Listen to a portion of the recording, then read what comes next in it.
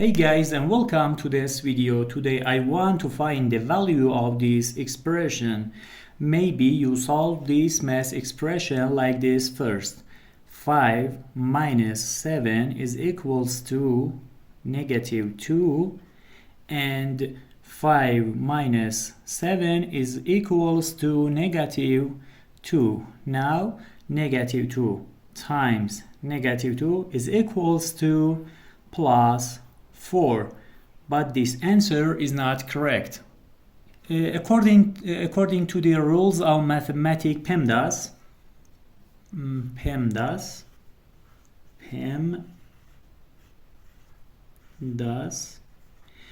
we have to solve this math expression like this: first parenthesis, then exponent, then multiplication and division, and then addition and subtraction.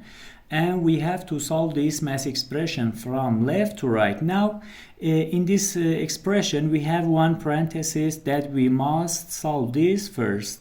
Now 5 negative minus is equals to negative 2, and we have now 5 minus 7. Here is multiplication, negative 2. And now in PEMDAS we must solve this multiplication first, not this subtraction, excuse me.